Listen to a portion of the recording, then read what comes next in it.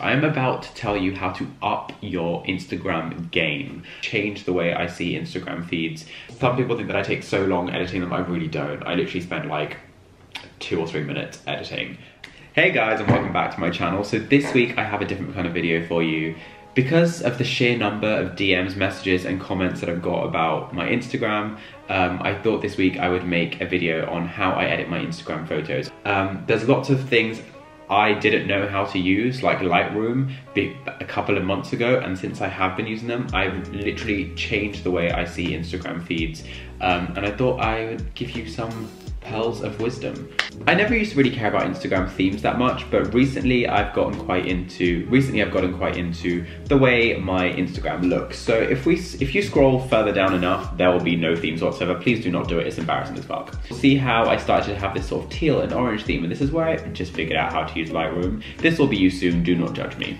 And I really quite liked it, and then I got bored of it and had this sort of weird desaturated yellowy theme, which was alright, but I kind of got bored of that too. And then I stopped caring about my theme for a bit, and now I'm on this sort of, went to this sort of autumnal orangey vibe, which I quite like, and I'm kind of it's hard to now get out of because autumn's over and I need to stop hashtag autumnal vibes, but I still quite like, now I'm sort of on this desaturated whitey theme, and I quite like it. But yeah, if you haven't checked out my Instagram, I will link it down below. You can give me a follow if you haven't already, I would appreciate it.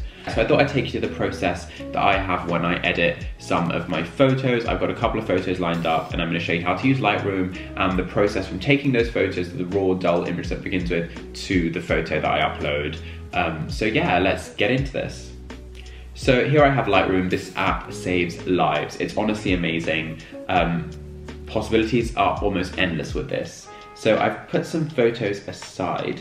So let's start with this one right here. So this is just a dull photo, as you can see from the outset, not really a lot going on. So the first thing we're gonna do is start looking at the light on the photo. I would bump up the exposure just a bit because the photo is quite dull. But as you can see, that leads to some like whitewashing that we'll deal with later. I'm gonna bump up the contrast just a bit. Highlights, I really like to bring all the way down because that sort of gets rid of that whitewash bit.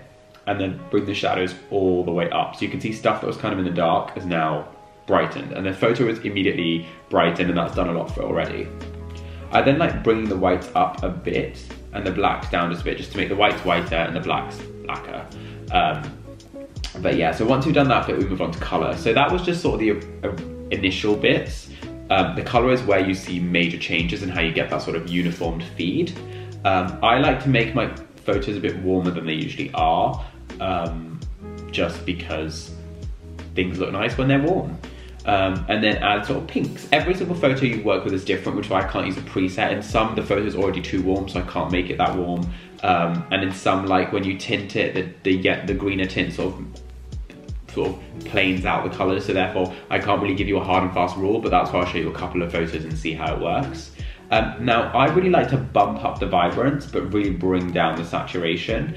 And that's how I achieve the sort of white and white and orange theme, because I'm gonna pull out all of the colors and then only saturate up the individual colors later.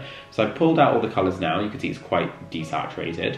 And then what I'm gonna do is I'm gonna make the reds a little bit orange and pull up that saturation. I'm gonna pull up the saturation of the oranges now, pull down the saturation of the yellows, because that's what achieves that sort of white look, because it'll sort of, if you see, as I get rid of the yellow, it's really sort of making the orange more prominent, but I don't get rid of them entirely. And then the ones that I do let remain, I change the hue to a bit more of an orange. You can see how you can really change the color. So this green, if you look at the grass, it goes from yellow to like a really dark green, but I don't like it too saturated, so I'm just gonna reduce the saturation of the sky as well, just so the most prominent thing in the photo is the orange, and then you can see how you'll be able to achieve that feed if you do this with every photo. And now looking at luminance, we can see how that sort of, that really, I kind of like too dark, and then kind of like the lighter luminance, a bit of dark with the yellow. If you are a bit confused about what things do, just toggle it a bit and you'll be able to see what kind of effect you're going for. So that's the coloring bit done. Move on to the effects. I bump up the clarity because that adds a bit of contrast and you feel like we've lost a lot in the process. And then bump up the details, and then voila, before and after. I'd pretty much upload that now. But what I'm going to do just for the final touches is show you why another app. So once I've exported it here, I'd probably go into Facetune. Facetune is great if you know how to use it correctly. If you open up the photo that we just edited, Details is my favorite tool alongside the Whiten tool. Whiten if you need to whiten anything, and Details adds sharpening but to specific things. Let's say I really want to bring up that necklace, or I want to bring out this jacket. You can see how immediately it just like adds, or these shoes, or the bag, or whatever. Like you can see how suddenly it all stands out and it like pops, and I really like that. So once you've saved that, you've got your final product. The next photo that we're going to be looking at is one that I took recently. This one I took on my camera and then on my G7X and then transferred it with Wi-Fi, which is great because you can just edit pictures on the go. I'm going to link down my camera equipment in the description box below. Okay, so this is the photo that we have. Again, if we start at light, immediately I want to first look on the highlights, bring some of the highlights down, the shadows up, and the photo is already quite brightened. I don't know what happens, but it gives it this sort of like sketchy effect, as if like someone has just drawn it and it's a piece of art as opposed to a photograph, and I quite like that. Bring the whites down. Here I'm going to bring the blacks up a bit because they're already quite deep. I want to sort of make the photo a bit more faded, if that makes sense.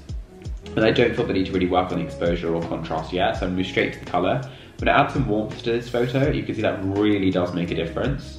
And then the tint with the pinks, because that really is going to help with the sort of pink flowers in the back. If any of you are interested, this is St. Ames Cafe near, it's like in Paddington area, like near not Gloucester Road. I'd say yeah, just near like a 5-minute walk from Paddington Station. Again, I'm going to bring the vibrance up and bring that saturation down so it matches the feed, and then pull up those individual colours, the oranges, the yellows I might bring up, and then change the hue a bit, bring down all the other colours because I don't really want them to be the blues. You have to be careful. If, like, for example, I just removed that blue, but it looked a bit unrealistic because I was obviously wearing jeans, so I don't bring them down that much. Here we can really see the purples will be affected if I bring them in, because it's part of the cafe. I don't want to really remove that too much, so we'll get rid of them just a bit, but maybe like play around with the colours. I love that you can really just change the colour of anything on this. And then I feel like if we go back to the oranges, we can really just work on them a bit. There. Suddenly, that now matches the theme. Bring up the clarity, add some details, and voila.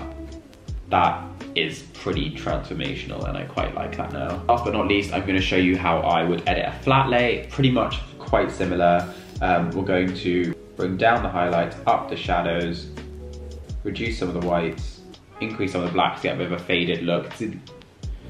The colour really makes a difference here, so let's look at auto. See, if we auto, it's going to be quite cool because it's sensing a lot of warm colours, but I actually want to make it warmer than it already is. And move the tint towards the pink just to make the pink of the table pop. And you'll be like, how is that so pink that it's not going to match your feed? I'm going to change that pink to an orange in a bit so it does. Bring up the vibrance, reduce the saturation. You can see that pink is almost non-existent now, which is great for me. And then, again, change my hues, saturate those colours. And reduce, get rid of the yellows, get rid of the greens. The blues, if we get rid of it, it's not great, so we can keep those, but let's change that blue to more of a green. Reduce some of those blues, reduce the pink, reduce that pink, and voila. It's a quick way just to edit the photo. It went from not matching my theme to now matching my theme. So it really isn't hard to have a consistent theme, and that really, I feel like, does add to the appearance of your Instagram page when people see it. Now, the other app that I think is absolutely fantastic is Unum. I think that's how you pronounce it. It's great because it allows you to organize your feed, and I think that is super helpful. So I just uploaded that so I can delete that. Let's move that blank space up. So now I've got all these other photos that I can potentially see. I can move stuff around. So if I import the photos, I see where things are going to fit. I've already uploaded these photos, but still, we can like see where that fits, if that fits into the theme. I've got some photos here, sneaky peeky into what I have coming up. and you can just see, okay, does that fit? No, that's two buildings next to each other. Or does that fit? Or does that fit? You could just like play around and see what's going to fit your theme if we actually post it, and I feel like that's a lot better. Some people make like ghost accounts and then privatize the account and then just upload them up. They have to keep uploading and removing, and this is just easy, the fact that you can just like drag and drop things.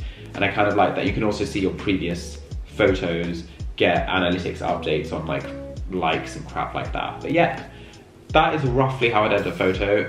Some people think that I take so long editing them. I really don't. I literally spend like 2 or 3 minutes editing, but there are some things that I will always categorically do.